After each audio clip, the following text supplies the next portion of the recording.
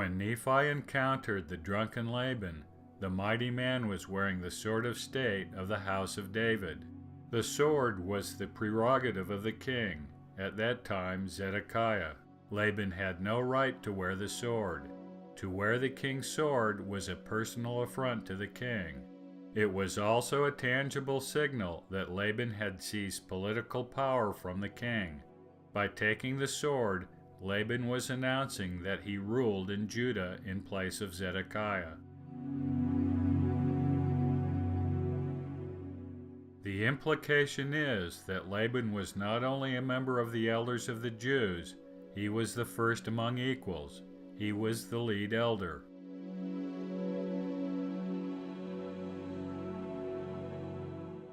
These conclusions may seem tenuous, but the symbolism of the sword as the right to rule was a powerful reality in ancient Israel. When Saul learned that David had obtained the sword of Goliath from Ahimelech the high priest, for example, he became afraid and slew the priests in Nob that had assisted David.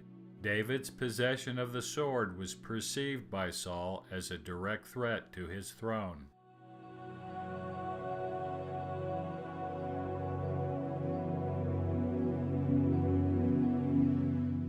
Flavius Josephus made it even more clear that Ahimelech, by giving the sword of Goliath to David, was conspiring to take away Saul's kingdom.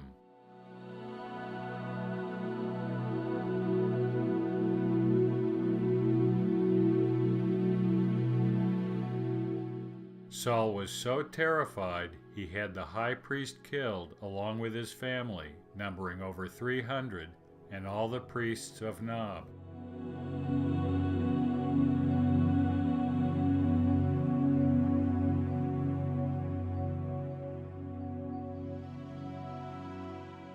But why was Saul afraid of Goliath's sword?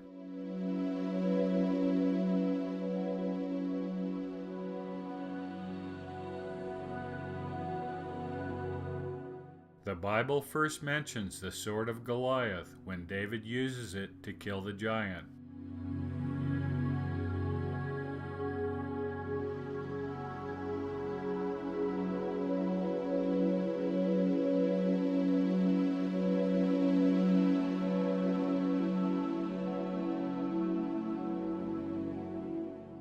David took Goliath's armor, including the sword, to his tent.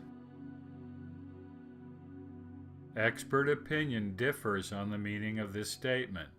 Some believe that David took Goliath's sword back to his encampment as a prize of war. Other scholars believe the tent refers to the tabernacle of the congregation.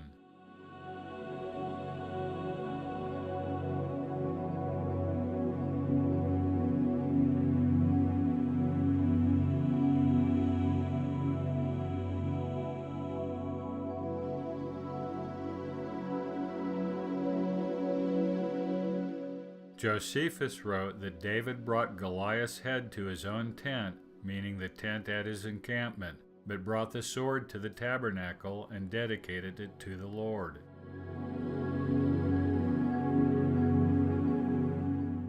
Whether David placed the sword in his own tent or the tabernacle, or whether he dedicated it to the Lord or not, the sword did end up in the tabernacle and was preserved as a sacred object, being wrapped and placed behind the high priest's ephod.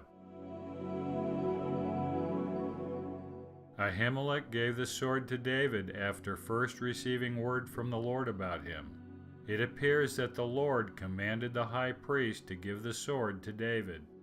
Like Laban's sword, its craftsmanship was both exquisite and unique. There was none like it.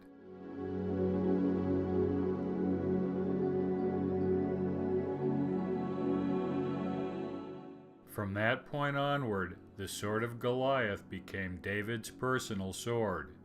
When David became king, the sword effectively became the sword of state. As sword of state, the sword of Goliath would have been passed down from king to king, eventually down to Zedekiah. From Zedekiah, the sword fell into the hands of Laban.